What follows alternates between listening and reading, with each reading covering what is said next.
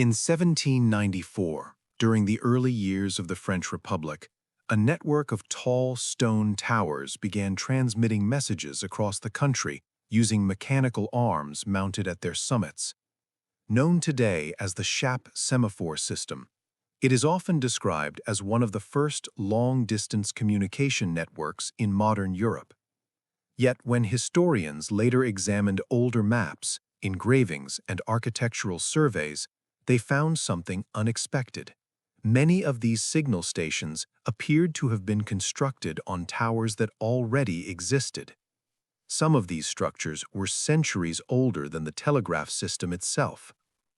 Across Europe, Asia, and parts of the Middle East, similar isolated towers stand on hilltops, city walls, and coastlines. Official records classify them as watchtowers, monuments, or decorative landmarks, but their spacing, elevation, and repeated design patterns suggest a different possibility. What if some of these towers were not merely architectural ornaments or defensive outposts? What if they were fragments of a communication system whose original purpose was later forgotten or quietly reclassified? And if such a system once existed, who built it, and why does the historical record describe it so differently today? When I first began examining historical records related to isolated towers, the official explanations appeared straightforward. Across Europe and parts of Asia, thousands of tall stone structures are catalogued in national heritage registries. Most are described as defensive watchtowers, early lighthouses, or ceremonial monuments built to mark territory or commemorate events. Architectural surveys often present them as localized solutions to practical problems. A tower on a coastal cliff is described as a maritime lookout. A structure overlooking a valley is labeled a defensive observation point. In certain regions where trade routes once crossed remote terrain, towers are sometimes explained as guard posts intended to monitor caravans or warn settlements of approaching threats. At first glance, these interpretations appear reasonable. Many towers do occupy strategic positions. From their elevated platforms, observers could scan large areas of land or sea. In an era before electronic communication, the ability to visually detect distant movement would have been valuable for communities concerned with defense or navigation. When I examined medieval military records, I found occasional references to watchposts where signal fires or flags were used to warn nearby towns of danger. These systems were typically local in scale. A tower might signal to a nearby fortress or settlement, but the communication rarely extended far beyond the immediate region. In historical descriptions, these towers are rarely treated as components of a wider system. Instead, each structure is documented as an independent installation with a specific local purpose. Some were built by feudal authorities to control territory. Others were constructed by coastal administrations to monitor shipping routes. In certain cases, towers appear to have served religious or ceremonial functions. The official narrative therefore presents a fragmented picture. Thousands of towers exist across continents, but they are rarely connected to one another in historical interpretation. While studying architectural records from the 18th and 19th centuries, I noticed something else. Many towers were already old when modern historians began cataloging them. Surveyors frequently recorded uncertain construction dates. Some structures were described only as ancient, without clear documentation of who built them or why. This absence of documentation does not necessarily indicate a mystery. Historical records are often incomplete, and many structures simply predate the surviving archives that describe them. However, as I continued examining historical surveys, I noticed that similar towers appear across regions that had little direct political connection. Their forms vary, but certain architectural characteristics recur repeatedly. Tall cylindrical walls, narrow openings, and elevated platforms that provide clear views across surrounding landscapes. In most cases, Historians interpret these similarities as practical architectural solutions rather than evidence of a shared system. A tall tower, after all, is an efficient structure for observation. Yet the more examples I examined, the more a quiet question began to emerge. If these towers were simply independent watchpoints, why do so many appear in positions that seem to relate not only to nearby settlements, but also to distant towers beyond the immediate horizon? That question became more difficult to ignore when I began studying their locations more carefully. The first anomaly: towers positioned with unusual precision. The first indication that something unusual might be present did not come from written records. It emerged while examining historical maps. Many early cartographic surveys depict isolated towers scattered across landscapes. In most cases, they are small symbols placed on hilltops or ridgelines, often without detailed explanation. For centuries, these marks were interpreted simply as landmarks. But when I began comparing maps from different regions, I noticed a recurring pattern. In several cases, towers appear positioned at distances that would allow direct visual contact between them. This observation raised an interesting possibility. If two towers occupy elevated positions and are separated by a distance within visual range, signals transmitted from one could potentially be observed by the other. To explore this idea further, I examined modern satellite imagery and topographic data. Digital elevation models allow researchers to calculate lines of sight between geographic points. When these tools are applied to certain regions with clusters of historical towers, the results are difficult to dismiss. Many of these structures appear placed specifically where long-distance visibility is possible. In parts of southern Europe, chains of towers extend across mountain ridges and coastal cliffs. The spacing often ranges between 10 and 30 kilometers, distances that align closely with the limits of visual signaling under clear atmospheric conditions. When I traced these lines across the landscape, I noticed that one tower frequently sits just within sight of the next. This does not prove intentional coordination. Defensive systems sometimes relied on similar arrangements. A series of watchtowers along a border could relay warning signals from one location to another. However, the scale of certain alignments appears unusually large. In several regions, towers form sequences that extend far beyond the immediate boundaries of a single city or fortress. Instead, they continue across entire territories, sometimes connecting coastlines to inland regions through chains of elevated positions.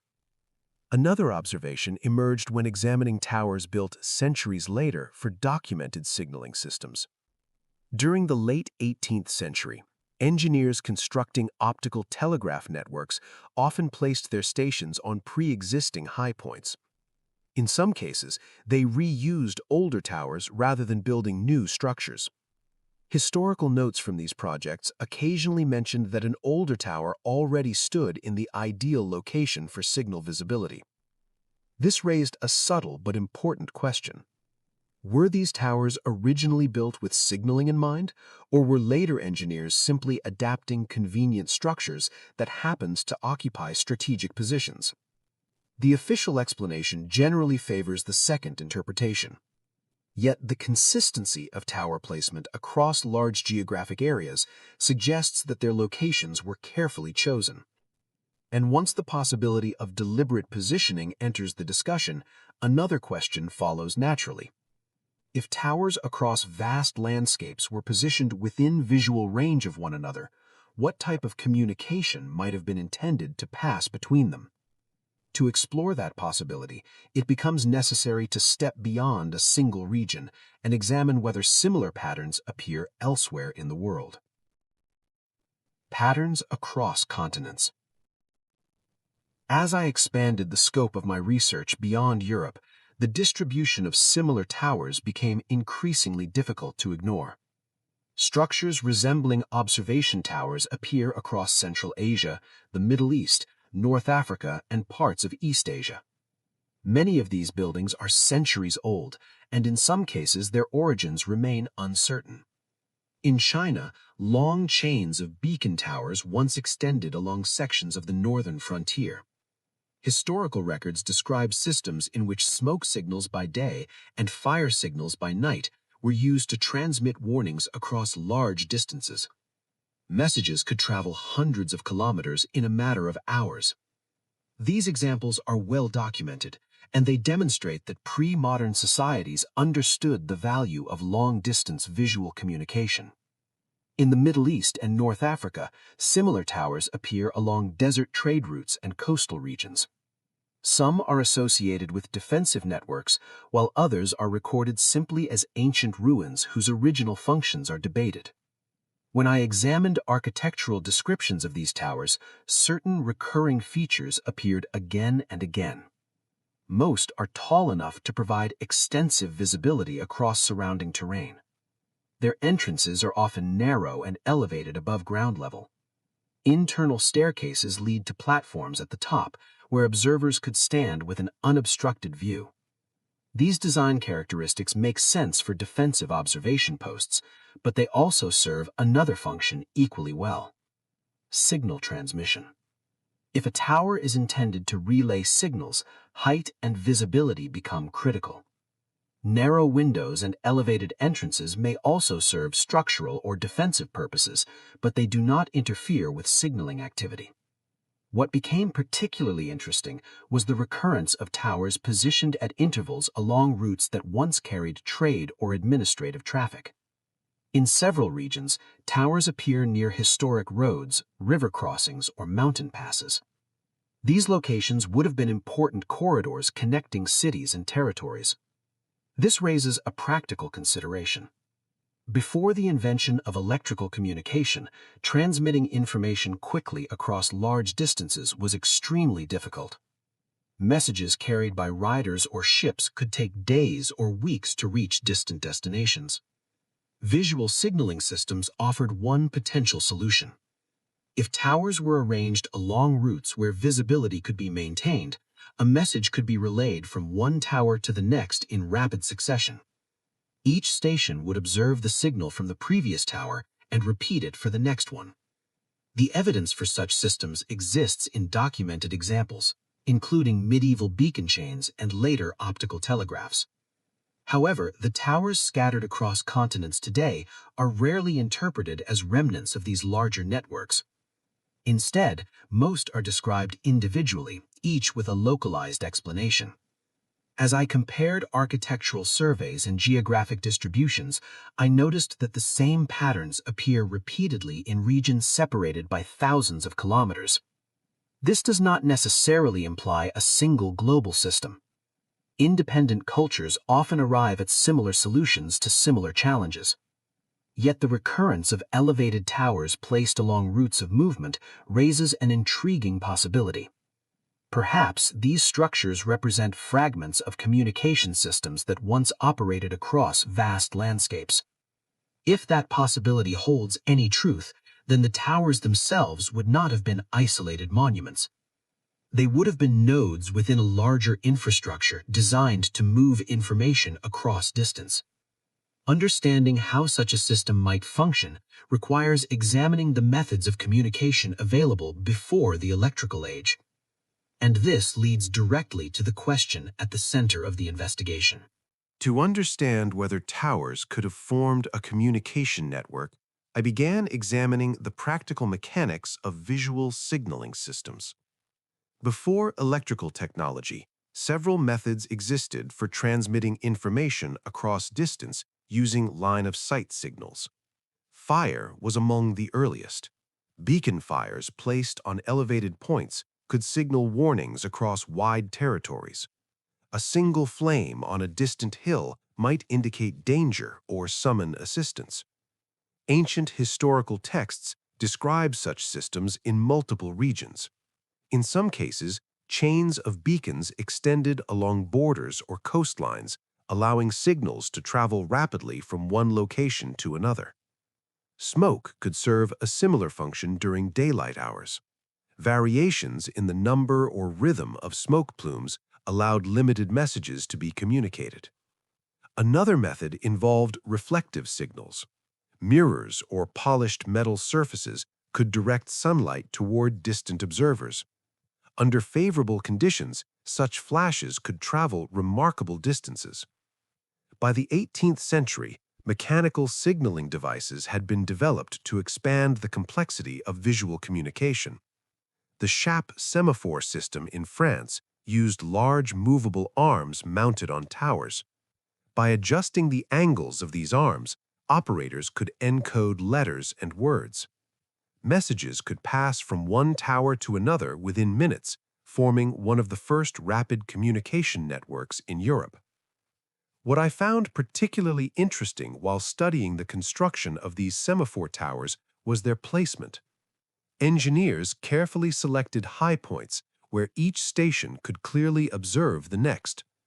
Distances between towers were determined by visibility rather than by administrative boundaries.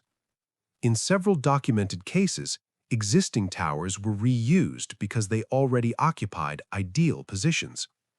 This detail raises a subtle but important possibility. If earlier towers were already positioned for line-of-sight communication, later engineers may have simply adapted locations that had once served a similar purpose. When I examined maps showing historical tower locations alongside topographic data, the potential structure of such a network became easier to imagine. A message could originate at a coastal port, perhaps announcing the arrival of a ship or the presence of danger. Operators at the first tower would send a signal visible to the next tower inland. Observers at that second station would interpret the signal and repeat it toward the next location. Through a chain of towers extending across mountains or plains, information could travel across an entire region in a short period of time. The evidence does not confirm that such networks once existed on the scale suggested by these tower distributions. However, the physical requirements for such systems, height, visibility, and sequential placement, appear repeatedly in the architecture and geography of these structures. In some cases, the towers are positioned exactly where a signaling station would need to be. This observation does not replace the official explanations for every tower. Defensive watchposts and navigation markers certainly existed. Yet the possibility that some towers functioned as relay points within larger communication systems cannot easily be dismissed. And if such networks once operated across landscapes, the next question becomes unavoidable. What happened to them? By the 19th century, communication technology began to change rapidly. Electrical telegraphs introduced a new method for transmitting information across long distances. Signals could travel along wires rather than across open landscapes. Weather conditions, visibility, and terrain no longer limited communication in the same way. As telegraph lines spread across continents, earlier visual signaling systems gradually lost their practical importance. Semaphore towers that had once carried messages across regions were abandoned or dismantled. In some places, their equipment was removed and the structures themselves were left standing as silent architectural remnants. During this period, many towers were reassessed by historians and government surveyors. Some were incorporated into heritage registries as historical monuments. When documentation about their original construction was incomplete, the simplest explanation was often adopted. A tower on a hill became a watchtower. A structure overlooking the sea became a lighthouse or coastal lookout. These interpretations were not necessarily incorrect, yet they sometimes relied on limited evidence.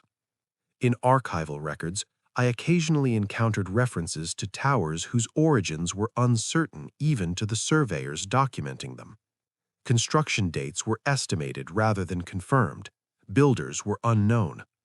In other cases, towers were dismantled entirely during urban expansion or infrastructure development.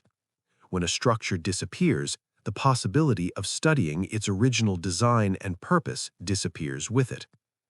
Across Europe and Asia, Hundreds of such towers have vanished over the past 2 centuries. Some were demolished intentionally. Others collapsed due to neglect or environmental damage. Still others were incorporated into later buildings, losing their original form. As a result, the landscape that once contained these structures has changed significantly. Modern observers often encounter only isolated examples, single towers standing alone without the surrounding network that may once have connected them. Without that broader context, interpreting their function becomes difficult. A solitary tower appears to be exactly what the official narrative describes, an independent observation point. But if the surrounding towers that once formed a chain have disappeared, the evidence of a larger system becomes fragmented. This possibility does not prove that such networks existed. Historical records remain incomplete, and interpretations must remain cautious. Yet the pattern of disappearance and reclassification raises a quiet question. If earlier communication systems were replaced by modern technologies, how much of its physical infrastructure survived the transition? And how much of it may have been lost before its purpose was fully understood? Today's communication networks surround us in ways that previous generations could scarcely imagine. Satellites orbit the planet, transmitting signals across continents. Fiber optic cables carry information beneath oceans. Radio towers and cellular networks allow messages to travel instantly between distant locations. These systems form vast infrastructures designed to move information with speed and reliability. When we look at them from above, on maps or satellite imagery, their patterns become visible. Towers appear at regular intervals. Cables follow routes connecting major cities and transportation corridors. Seen from this perspective, modern communication networks resemble webs stretching across the landscape. While studying these contemporary systems, I began to consider how future historians might interpret them if only fragments remained. Imagine that centuries from now, the technology supporting our current communication networks had disappeared. Satellites might no longer orbit the Earth. Electronic equipment might be gone. Only the physical structures, isolated towers or foundations might remain. Without detailed documentation, future researchers might struggle to understand their purpose. A radio tower might be interpreted as a monument. A communications facility might appear to be a simple observation platform. In such a scenario, the broader network that once connected these structures would no longer be obvious. This thought experiment raises an interesting parallel with the towers scattered across historical landscapes. If earlier societies constructed visual signaling systems that relied on chains of towers, the disappearance of even a portion of those structures could make the original network difficult to recognize. Each remaining tower would appear isolated. The evidence we see today, elevated structures positioned along ridges, coastlines, and trade routes, does not provide definitive answers. Some towers undoubtedly served defensive or ceremonial roles. Others may have supported navigation or local observation. Yet the recurring patterns of placement and design suggest that at least some of these structures may have participated in systems designed to move information across distance. When I examine these towers today, I find myself asking the same question that first emerged while studying historical maps. Are they simply scattered monuments from different eras and purposes? Or could they represent fragments of communication infrastructures whose scale and organization are only partially visible now? The surviving towers stand quietly on their hilltops and coastlines. They do not explain themselves. They only invite us to look more carefully at the landscapes around them and to consider what kinds of systems might once have connected them across the horizon.